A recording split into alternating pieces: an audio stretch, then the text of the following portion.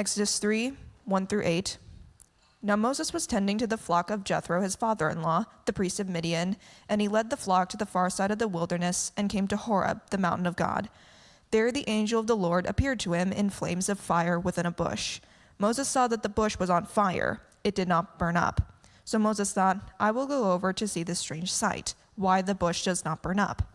When the Lord saw that he had gone over to look, God called to him from within the bush, Moses, Moses. And Moses said, Here I am. Do not come any closer, God said. Take off your sandals, for the place where you are standing on is holy ground. Then he said, I am the God of your father, the God of Abraham, the God of Isaac, and the God of Jacob. At this, God hid his face, because he was afraid to look at God. The Lord said, I have indeed seen the misery of my people in Egypt. I have heard them crying out because of their slave drivers, and I am concerned about their suffering.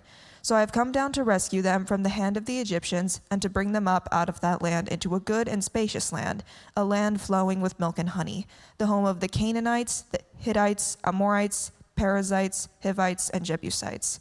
And now the cry of the Israelites has reached me, and I have seen the way the Egyptians are oppressing them. So now go. I am sending you to Pharaoh to bring my people and the Israelites out of Egypt. But Moses said to God, Who am I that I should go to Pharaoh and bring the Israelites out of Egypt? And God said, I will be with you, and this will be the sign to you that it is I who have sent you. When you have brought the people out of Egypt, you will worship God on this mountain. Moses said to God, Suppose I go to the Israelites and say to them, The God of your fathers has sent me to you. And they ask me, What is his name? Then what shall I say to them? God said to Moses, I am who I am. This is what you are to say to the Israelites. I am has sent me to you. God said to Moses, Say to the Israelites, the Lord, the God of your fathers, the God of Abraham, the God of Isaac, and the God of Jacob, has sent me to you. This is my name forever, the name you shall call me from generation to generation. Exodus 34, 1-8. The Lord said to Moses, Chisel out 2 stone tablets like the first ones, and I will write on them the words that were on the first tablets, which you broke. Be ready in the morning, and then come up on Mount Sinai. Present yourself to me there on top of the mountain. No one is to come with you or be seen anywhere on the mountain. Not even the flocks and herds may graze in front of the mountain. So Moses chiseled out 2 stone tablets like the first ones and went up to Mount Sinai early in the morning, as the Lord had commanded him. And he carried the 2 stone tablets in his hands. The Lord came down in the cloud and stood there with him and proclaimed his name, the Lord. And he passed in front of Moses, proclaiming, the Lord, the compassionate and gracious God, slow to anger, abounding in love and faithfulness, maintaining love to thousands, and forgiving wickedness, rebellion, and sin. Yet he does not leave the guilty unpunished. He punishes the children and their children for the sins of the parents to the 3rd and 4th generation. And Moses bowed to the ground at once and worshipped. This is God's word. Thank you.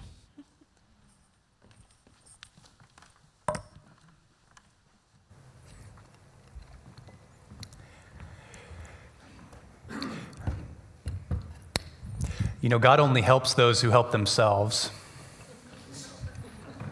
I remember my neighbor who I didn't ask to tell me what he thought God was like.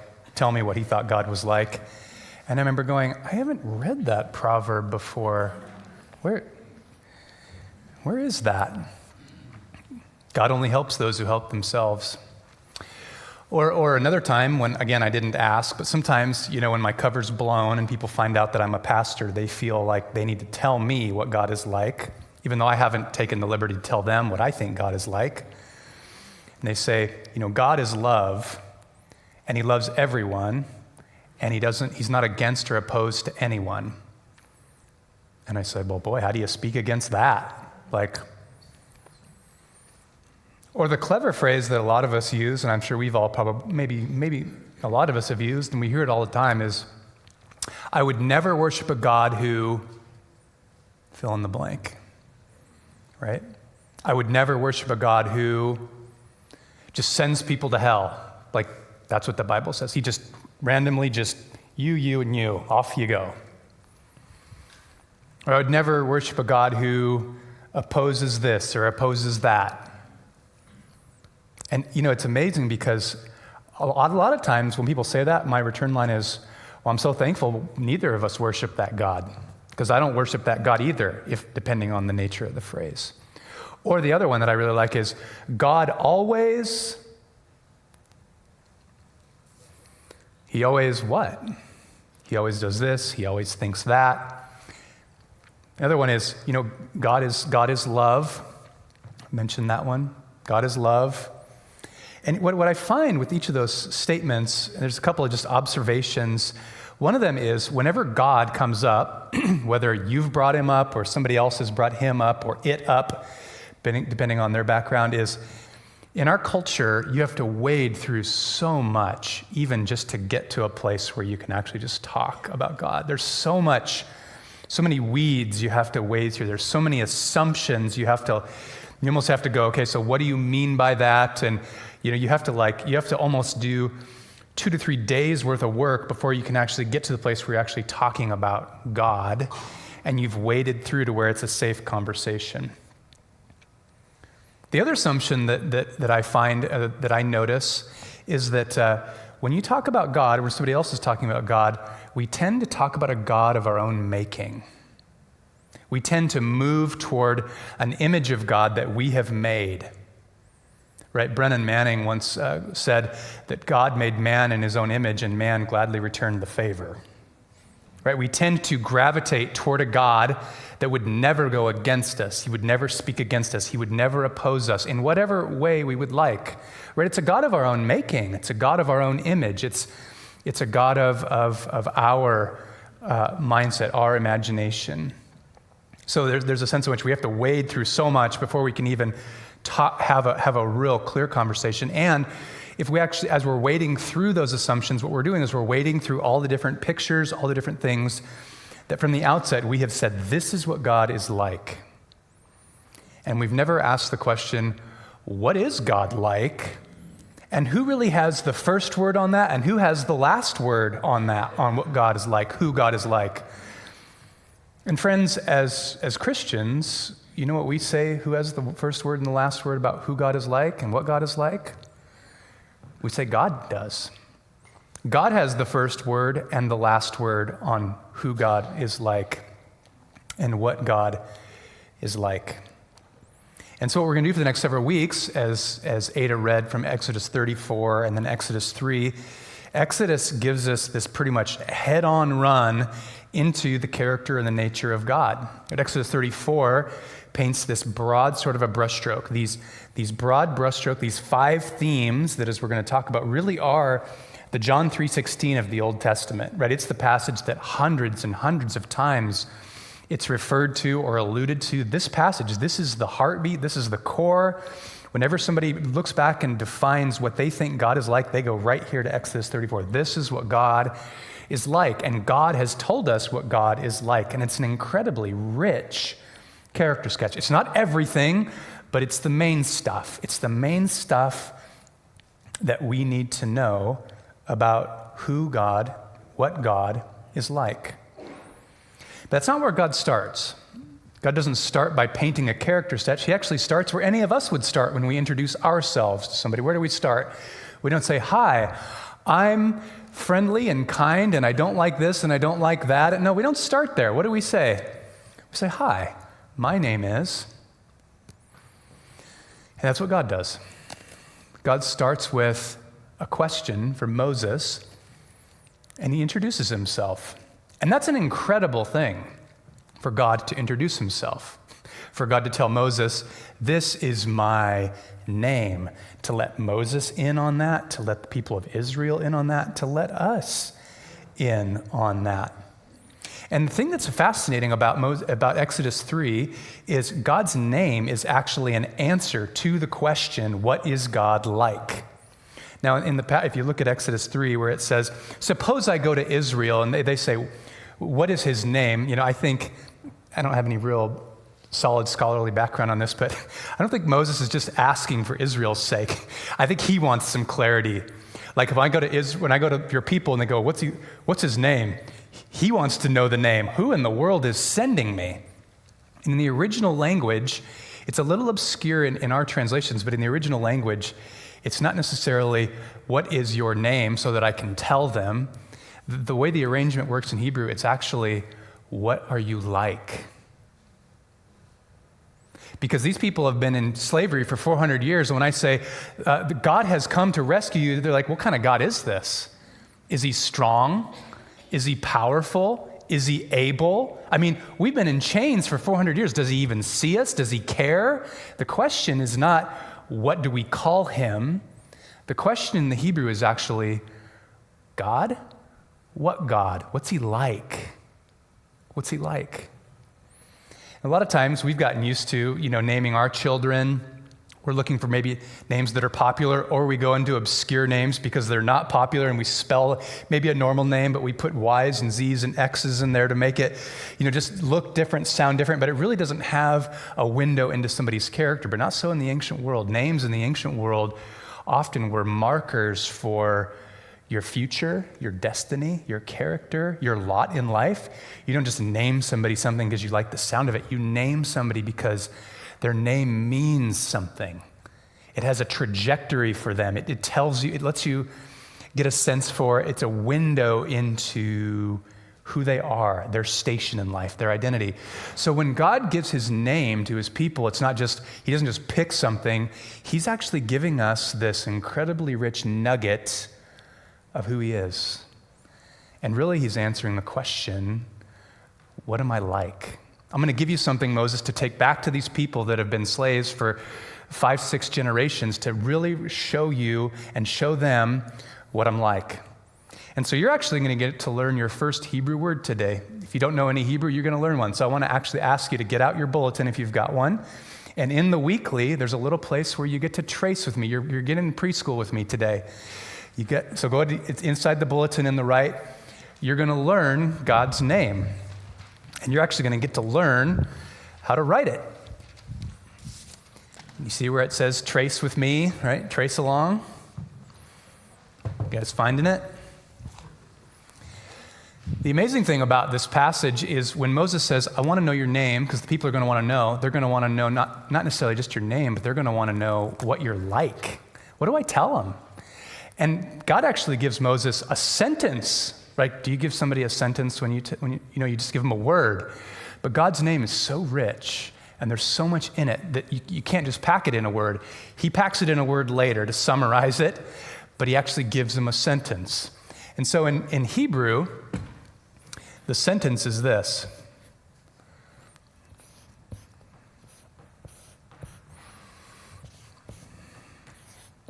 You guys getting this? Now, I don't want you to write all that. But what does the sentence say in English? He says, go tell Moses, I am who I am. Now, what in the world does that mean? I mean, that just clears up everything, right? We can just close up shop and go home, right? I mean, I don't think Moses is going, oh, now I understand. I mean, it had to be as confusing as it was clarifying, right? But the sentence is actually, I am who I am. And just sit and pause with that. I am who I am. What God's doing is he's giving us a sentence, but he's repeating a phrase twice. And that phrase it's actually a word. In Hebrew, the word haya is the word to be. It's the word for existence. So in our just to say I am or to something to be, this is the word in Hebrew for to be. And you notice it's repeated twice. I am who, it's the relative pronoun, I am. I am who I am. I am the one who is, Moses. I precede all existence. It's not necessarily just a statement of his absoluteness. It's the statement of his presence. That's why the scholars always translate it, I am. I am present. I am the one who is. And when you put that in the first person singular, we get our Yahweh. So that's what's on I want you to trace that on your bulletin. You guys see where it is? And I want you're writing from right to left for the first time in your life, maybe. So I want you to trace this. This is Yahweh. If you want to put the vowels in, it's like that.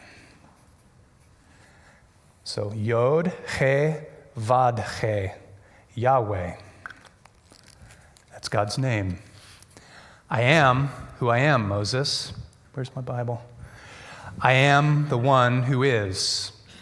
And I know that's not clarifying everything right now, because what you need to do when you're defining words, whether it's in the Bible or any other place, you need to do something like this, where you look at the component parts of a word, right? When you look up a word in the dictionary, you look it up, and a lot of times it's broken up into parts, and you put the parts together, and you understand what the word means. It's called an etymology. You understand what the word means.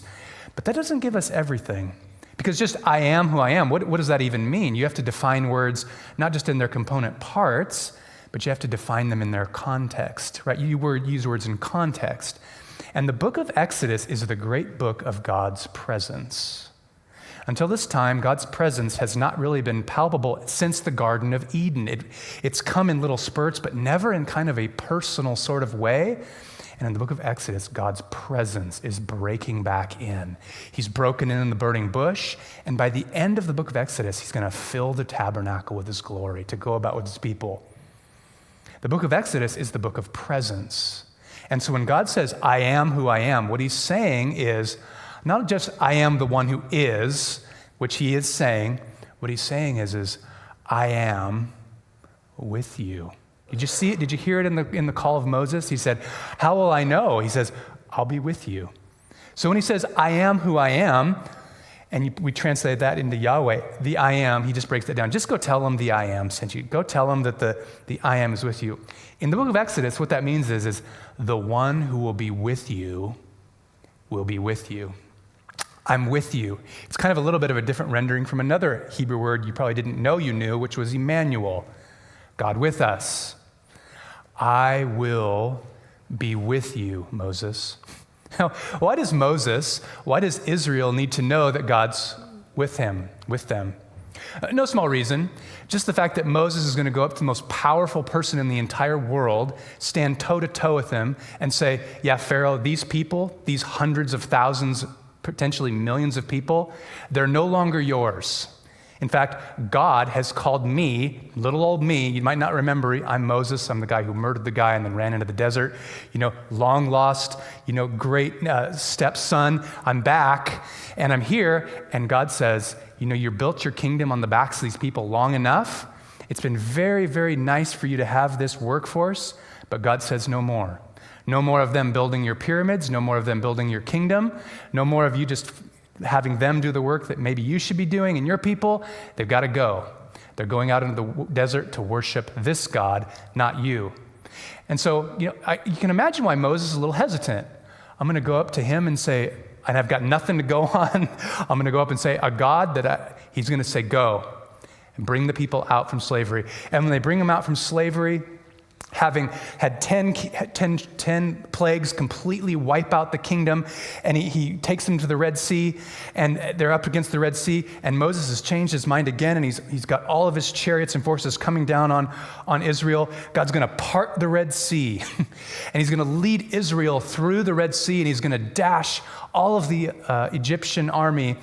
He's going to flood them out and kill all of them. They're going to reign triumphant. And then he's going to bring them into a promised land after 40 years of wandering in the wilderness and killing off a generation that wasn't faithful, didn't believe God was with them to go into the promised land. He's going to go into the promised land. They're going to cross the Jordan River just like they did. This doesn't happen every day where bodies of water part for you. You're going to go into a land, and you're going to go into a land that's fortified with great cities. God says, you're going to go in there and you're going to take that land. And I know you don't have near the army. I know you don't have and I know the walls are big, but you're going to go in and you're going to take that land. And you're going to go into Jericho, you're going to go in, and I'm going to show you that I'm with you. And you're going to go in and you're going to push all these people out of this little piece of land that I have given to you. You didn't work for it. You didn't earn it. You're going to take out all of these people. You're going to possess their land. You're going to take their homes, their gardens, their vineyards, none of it which you planted. And I'm going to gift that to you. And then over time, you're going to live in this beautiful land, and there's going to be nations that rise up, and they're going to oppose you. But in the midst of them doing that, you are going to build me a temple, you're going to build me a kingdom, and I am one day going to bring about the Savior of the world that's going to come from your people, not just to save you, but the rest of the world. I'll be with you. See, it wasn't like Israel's like, oh, no problem, no small task. Right? When Moses says, I'll go, after a lot of pushing and prodding and begging and pleading, and God finally just, having almost had enough of them, fine, I'll send Aaron, I'll do whatever you need, just go. right? Israel is embarking on a task where if they didn't have God's presence, it would have been dashed on the first interview with Pharaoh. So when God says to Moses, the thing that you really need to know most of all is that I will be with you. You're in over your head, Moses. I'm asking you to do things that you would never be able to do unless you have me. But you've got something nobody else has. You have me, and that's all you need. Do you believe that today? My guess is you're in over your head, just like I am. We're in over our head. You realize that we're living a life that is not easy, but it's not like you come to Jesus and you go, oh man, everything just makes sense. It just works. It's easy. If that's the case, tell me what you're doing.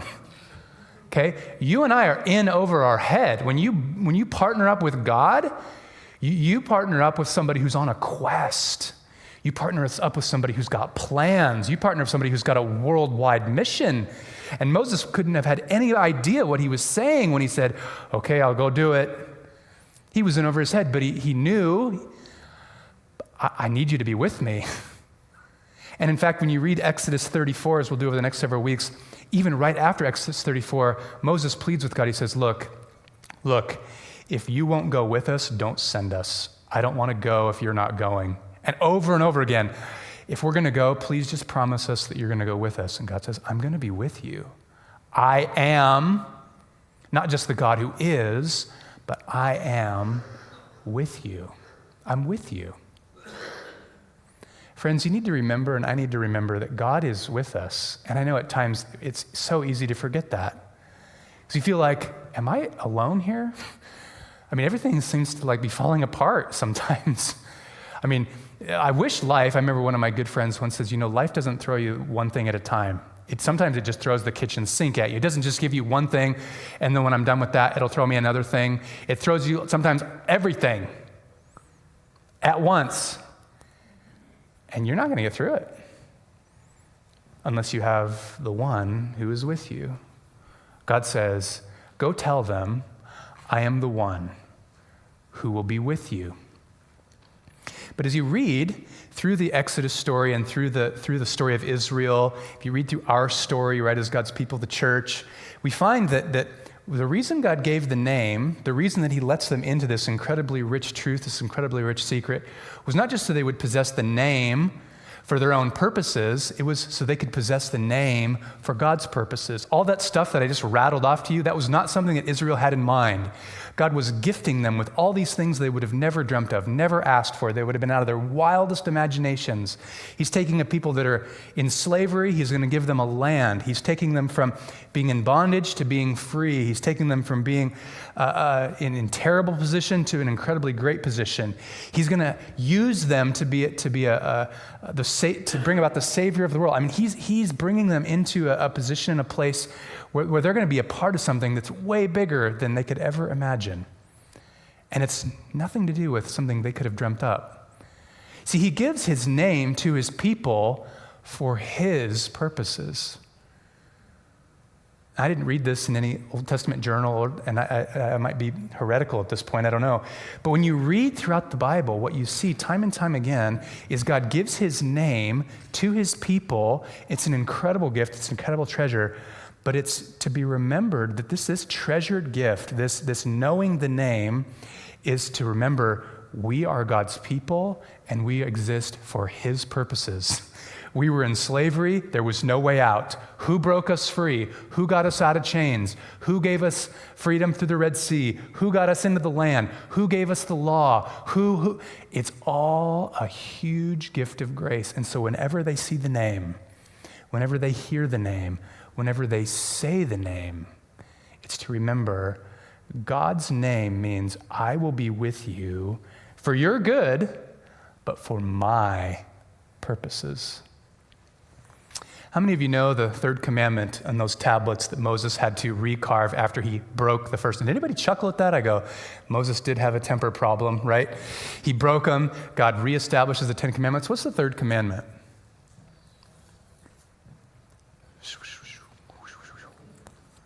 Don't misuse the name. Don't take the name in vain. I remember as a wee lad, I had a little bit of a mouth on me. Sometimes I still do. But I remember talking away, and I remember one of my good friends whose mom, they were Christians, and he says, Marcus, we don't talk like that in our home. And I'm like, what did I say? It's like one of those. The word that was so terrible was the G word. 3 letters, God. We don't say, oh my God, because that's taking the Lord's name in vain. What they meant by that is, it means you're treating this lightly. You're just throwing God's name around like it's just nothing, right? This is a special name, right? So we don't just say, oh my God. And I thought, well, how is oh my gosh? And that was a whole different conversation.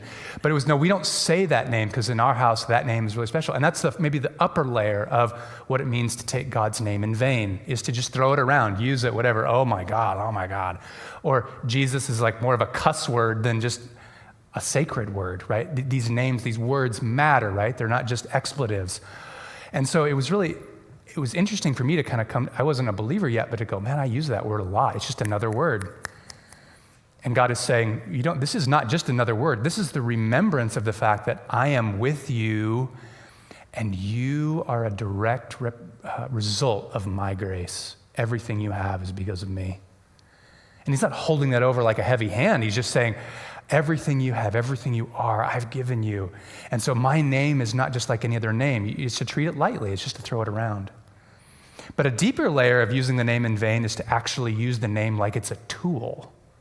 It's to say, in the Lord's name, this will happen. In the Lord's name, I am going to make this vow. In the Lord's name, it's a way to almost use God's name to seal a promise, or to say, in God's name, this child will be healed of cancer, and you use God's name as a tool, as a way to add superpower to promises, or to say in God's name, and maybe you make a business dealing or you make a promise and you add God's name to basically leverage everything with his name. You realize that God giving his name actually is like mobilizing him.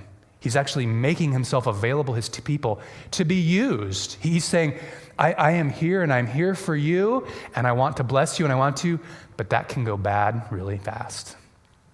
That we can actually use God's name for our purposes, to grind our axes, to seal our business deals, to make promises we can't keep. And so to abuse the name is to not only treat it lightly, it's to not treasure it, but it's to treat God like he's a tool. Like we're God and I use him to accomplish what I want in life, is to treat God's name in vain. It's not a secret and it's not an accident that when Jesus gives us the Lord's Prayer, right? How does he start the Lord's Prayer? It's in almost similar fashion. Our Father who art in heaven, hallowed.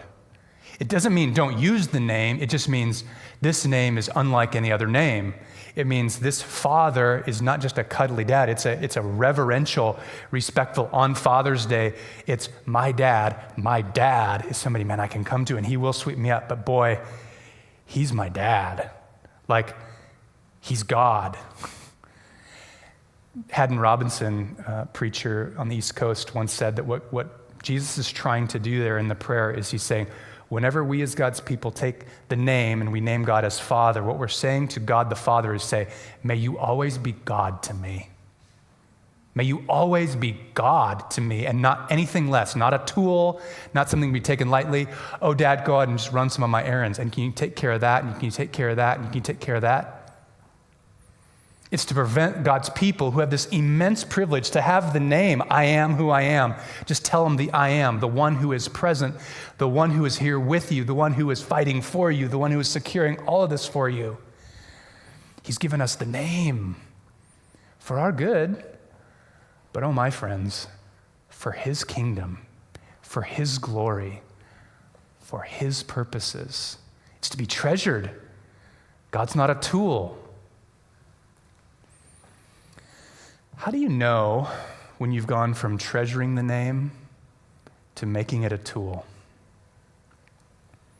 There's probably a lot of ways, but unfortunately, there's really one way that I'm confident a lot of us have walked through. And if you haven't, you will. And there's no way to find out until you walk through this. There's no way to walk through this and know if you've been treasuring the name or if it's a tool, except when you're using it and it doesn't work. You know, everything is hitting the fan, and you've been praying the whole time. And your first question is, well, I thought you loved me. I thought you. And it just kind of sends you into this thing. But you went, but I prayed, and I used the name, and I need this, and I need that. And you come to a place where you go, have I been using God for my own purposes and my own will and my own kingdom and my own security and my own, so that nothing bad ever happens, so that everything goes right, and every decision has a clear answer, and everything, it's all my kingdom. It's all my purposes. How do you know? How do you know when God's gone from being a butler to God, or from God to being your butler? It's when you use the name and nothing works. And I'll just say right now, that is a very painful time. But it's a very necessary time at times. And it doesn't mean that God doesn't love you. And it doesn't mean that he doesn't want your best. But what it does mean is God will not be treated like a tool. He's not your butler. He's not my butler. He's God. He's the one who said, I am the one who is. I am the one who will be with you, and I am for you. I'm going to give you things you could never imagine. Everything you have is a result of my grace and my generosity. And that doesn't mean life's always going to be easy. And it doesn't mean I'm here to make sure all of your decisions have clarity and everything you want and everything you need. And if you feel like you're preaching to me, I'm preaching to me. I need to hear this just as much, if not more, as you.